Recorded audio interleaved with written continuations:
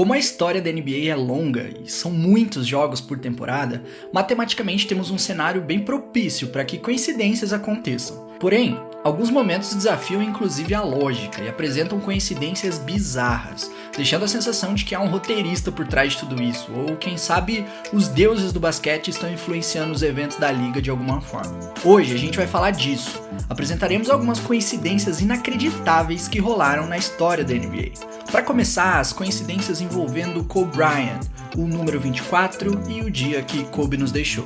No dia 26 de janeiro de 2020, o mundo do basquete acorda com uma notícia que parecia impossível de processar. Kobe Bryant havia morrido. A liga entra em estado de choque. Jogadores, técnicos e torcedores tentam, cada um à sua maneira, seguir em frente naquela noite. E é justamente nessa data que acontecem duas grandes atuações, juntas no mesmo dia. Nesse dia, ganham um peso simbólico impossível de ignorar, ainda mais protagonizada por jogadores abertamente fãs de Kobe Bryant. Naquela noite, Trae Young não usou seu tradicional número 11. Ele entrou em quadra vestindo a camisa número 8, outro número eternamente ligado a Kobe Bryant, o Kobe jovem, explosivo e reverente. Mas não para por aí.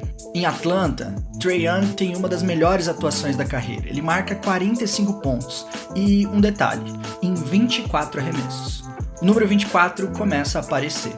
Era o número que Kobe Bryant usou na segunda metade da carreira, um número associado à sua fase mais imparável. Enquanto isso, em Memphis, um outro grande fã assumido de Kobe, Devin Booker, também vive uma noite peculiar.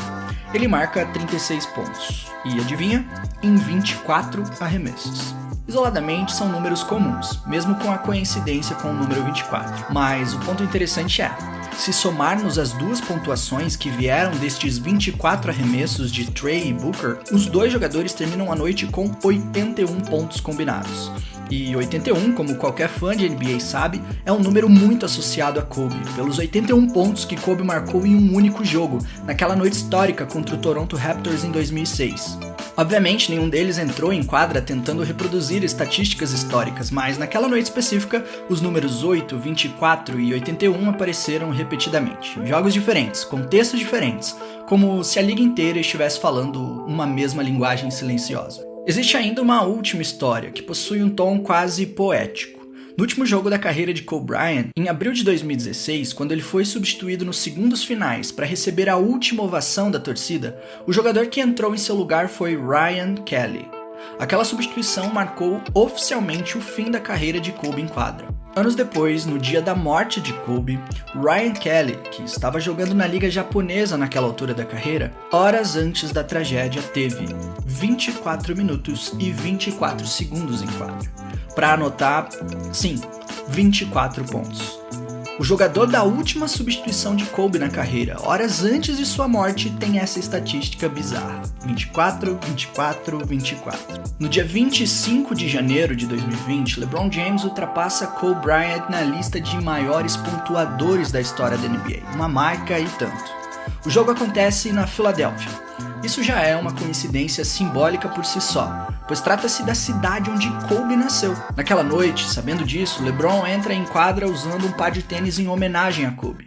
E após o jogo, inclusive, Kobe publica uma mensagem parabenizando LeBron pelo feito, passando simbolicamente o bastão. Menos de 24 horas depois, infelizmente, a tragédia acontece. Kobe Bryant vem a falecer. O alinhamento temporal, geográfico e simbólico desse evento é difícil de ignorar. Foi a última grande troca pública entre dois ícones da liga, e aconteceu exatamente um dia antes de tudo acabar. Agora, Mikal Bridges e os dois jogos mais caóticos já registrados. Desde que a NBA passou a rastrear todas as jogadas em jogos, o famoso play-by-play, existem apenas 2 jogos oficialmente registrados com mais de 40 mudanças de liderança. Ou seja, jogos apertadíssimos, acirrados, que o time à frente no placar mudou mais de 40 vezes ao longo do jogo. Sim, isso aconteceu só 2 vezes. A primeira vez foi em 6 de dezembro de 2023, entre Brooklyn Nets e Atlanta Hawks. Foram 43 lead changes, o maior número já documentado. O segundo jogo aconteceu em 12 de março de 2025, entre Knicks e Portland Trail Blazers. Foram 42 mudanças de liderança, o segundo maior número já registrado. Bom, qual que é a coincidência nisso tudo? Eu explico. O primeiro jogo foi decidido na última bola. Quem fez a cesta decisiva?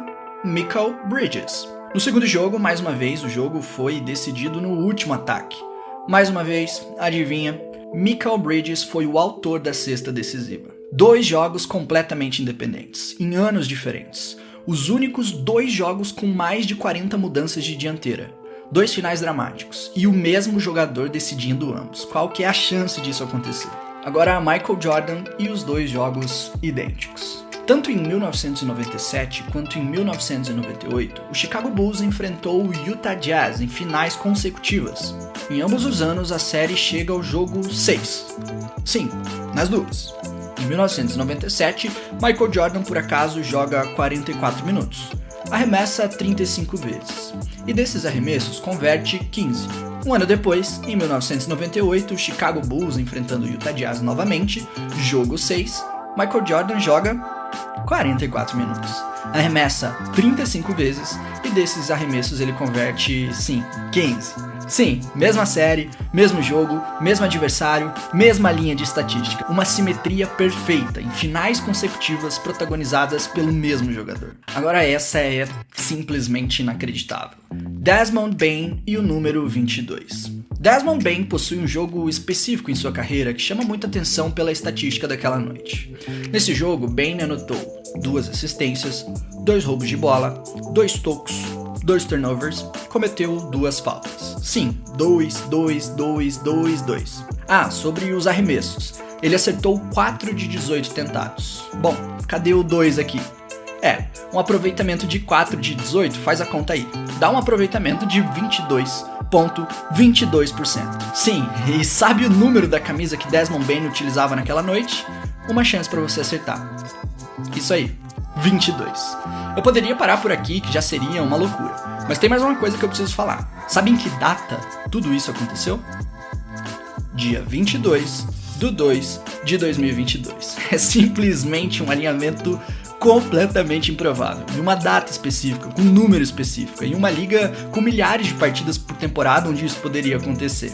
Agora uma coincidência sobre a origem de 2 gênios. LeBron James e Stephen Curry são os jogadores mais notáveis e importantes de toda uma era da NBA. Qualquer fato que ligue os dois já seria uma coincidência muito grande. Pois é, eu preciso te dizer que eles nasceram no mesmo lugar.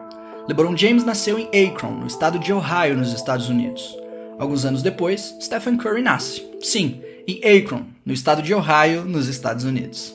É isso mesmo, eles nasceram na mesma cidade. E mais do que isso, Stephen Curry e LeBron James nasceram no mesmo hospital, na mesma maternidade. Parece que eu tô inventando isso, né? Mas não, é o Akron Medical Center. 2 dos maiores jogadores da história da NBA, 2 rostos opostos da era moderna. A mesma origem, literalmente. É uma coincidência simples e super documentada. Essa é engraçada. Tracy McGrady e Vince Carter descobriram nos anos 90 que eram parentes. Sim, primos. Essa história em si já é uma baita coincidência. A revelação aconteceu por meio de uma conversa entre familiares em uma reunião de família. Uma senhorinha da família de Tracy puxou o assunto com ele. Nossa, você é alto, deveria jogar basquete. Eu tenho até um neto que joga. Curioso, T. Mac pergunta quem é. Então ela responde que se trata de Vince Carter. Tracy McGrady liga pra Carter na hora, completamente alucinado. Bro, nós somos primos, como assim? Pois é, Tracy McGrady e Vince Carter descobrindo de forma peculiar um parentesco. E para complementar, ambos são draftados no primeiro round, em anos consecutivos. Sim, em um ano um, no ano seguinte, o outro. Pelo mesmo time, o Toronto Raptors. 2 jogadores extremamente atléticos, 2 carreiras que marcaram uma geração. 2 parentes, no mesmo time, no mesmo início de trajetória.